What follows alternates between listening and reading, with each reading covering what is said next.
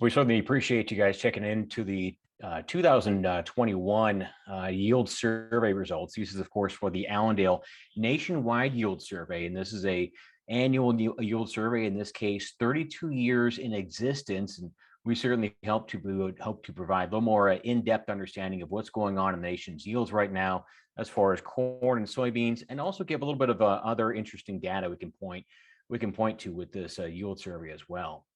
So before we get into the actual numbers, let's just go into the brief discussion about the survey itself. This is a survey taken of producers directly by our staff or through their own input through our website or various other social media. And we have, of course, easily 40 to 50 individuals throughout the Allendale system who are taking these surveys. Now, this was a 2-week long survey conducted Monday, August 16th through Friday, the 27th. So we certainly hope to get some good idea of what's going on to these fields in just the recent time frame as well. And as I mentioned before, this one actually has a lot of states covered, 31 states fully covered. And in fact, we have enough volume as far as participation within these states to look at about 12 separate states. And this does cover over about 80 to 85% of corn and soybean production overall. Now, as far as surveys themselves, keep in mind there's different ways of making yield estimates that we all hear throughout the year. Crop ratings, they're widely known, but actually they're terrible for making yield estimates from. Weather data, this is something we've highlighted in the past, roughly about past 12 years. And this is something that we actively do in our office, making weather data and yield modeling information there. There's also satellite data. In this case, I'm talking about satellite imagery. And the yield results, the forecasting results have been kind of a little left to be wanting, so to speak, as far as this data point. Crop tours get a lot of discussion point in the trade as far as a lot of talk. They're not as accurate as we'd like them to be, and certainly the surveys, from our understanding and in our own survey, we feel is quite a bit more statistically strong than a crop tour. But a survey is different than a tour in that we are contacting people in every section of each state, almost every county in almost all the main cases, all the main states. And in addition to this, every single survey we do is for one full producer, and that means yields anywhere from 500 or acres, anywhere from 500 to 2,500 acres per individual survey. And yes, of course, there are producers who are even larger than that. And on top of that, you can argue that it's positive to have people who don't know fields just do random checks within fields. And you can also make a counter argument suggesting that perhaps producers know their own fields a little better. And they might know whether a certain spot that's being evaluated might be a little high or low compared to the rest of the field here. With that in mind, let's just jump right into the numbers here for the 2021 Allendale nationwide yield survey. Now, as far as corn yields, we found just a little bit higher than USDA's August 12th estimates. We found 176.27 bushels per acre. So 176.3. Keep in mind, USDA was at 174.6 earlier this month. And we have production here at 14.894 billion bushels. So just a little higher than what USDA is looking at here as well. And soybeans, we found in this case just a little bit higher yield than USDA was talking about earlier as well. 50.14, that's minimally higher than USDA's August 12th estimate, and a production run of 4.348 billion bushels. So the net message of the survey, as far as the overall numbers, a little higher corn, minimally higher soybeans as far as yields here. And we actually do have a geographic map which will show the breakdown as far as corn and soybean states individually. Here's a table in case you want to see a table by itself of these main states. But bottom line, for the main states we're kind of looking at here, the top 2 to 5, most of them are within just a few bushels in the top 3 here. You get to number 4 and 5, Minnesota and Indiana, and there's where perhaps our survey did suggest perhaps up to 5 bushels per acre difference than USDA. And so that's one thing to kind of point out. There are some states which do differ, but the top 3, more or less, in our viewpoint at least, were relatively close to USDA's August 12th estimates. As far as soybeans, I did mention beforehand, so we are minimally higher than USDA. They were at 50.0. Here's this survey at 50.1 bushels per acre. And same type of story, actually, the main states, no major changes here. In fact, going out to the top 5 states, it's not until you get to South Dakota, we have found a little disagreement with USDA, as well as Kansas and some of these other further down states as well. So main issues for this report as a whole, no big surprises versus the August survey, perhaps just a little bit stronger numbers. Now, over the past 10 years, this survey has been quite close to USDA's numbers. And just pointing out, last year, for instance, in 2020, we were actually within 0.2 bushels per acre of USDA's September report. And as a reminder, we do make this survey as an estimate for the September report. We actually do consider yields in August and September and actually early October different than what we find yields when we're actually actively harvesting. And these can be quite a bit different than what we assume to be in place right now. So keep in mind, this is a survey meant for estimating September's report here.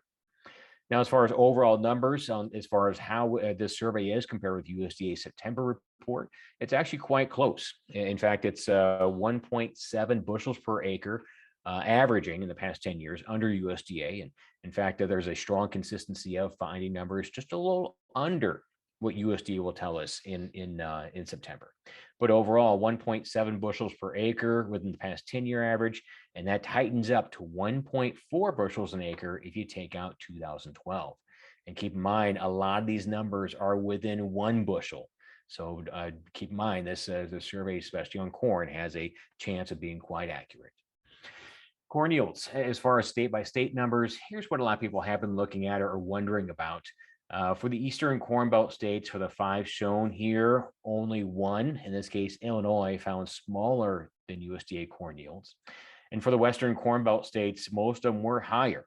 Nebraska and South Dakota were the exceptions. So we did find, on average, slightly better than USDA corn yields.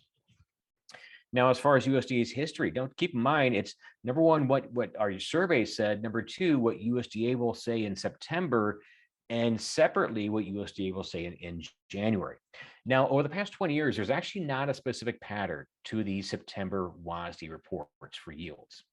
We do find an interesting pattern when looking at specifically years which had a decline in August, like this one.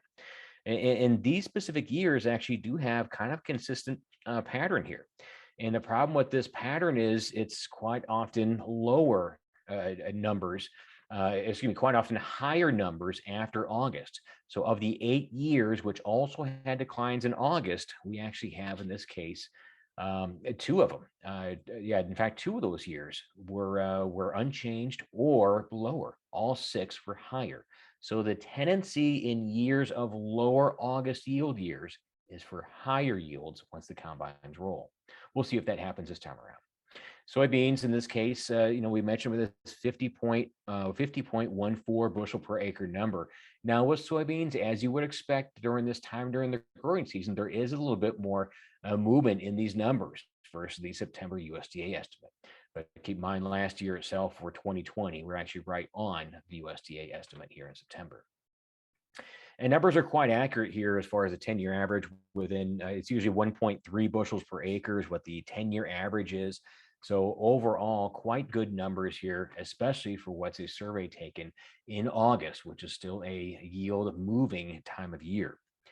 And as far as with soybeans, we mentioned in corn that for the September report itself, there's no specific pattern to look at. Almost even years higher, almost even years lower over the past 20.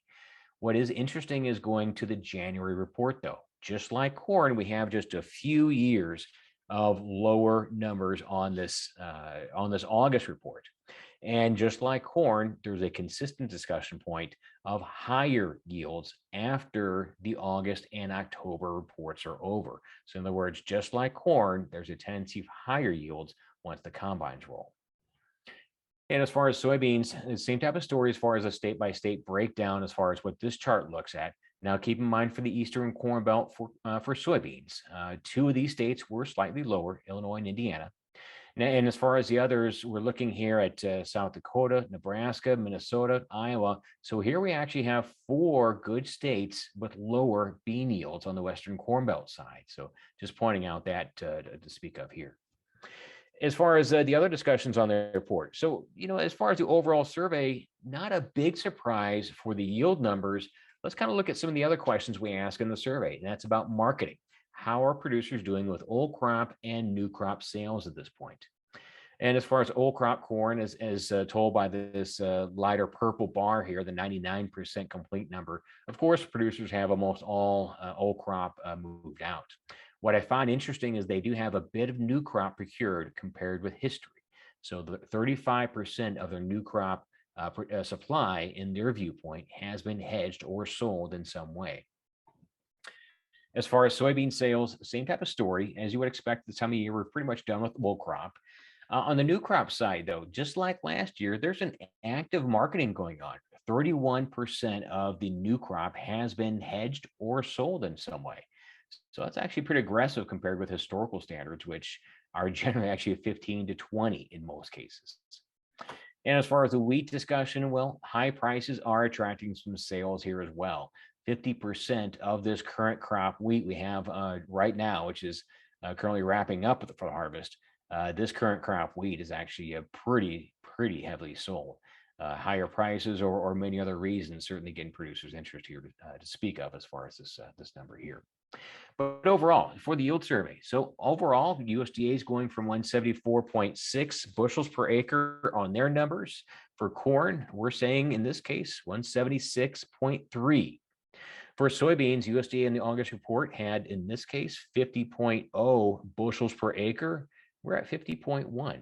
So slightly higher yields, slightly higher confidence, I think, is showing in the idea that this crop has fared quite well given the early year problems and setbacks here. So overall, a good crop like we have seen in recent years, better than what weather would imply.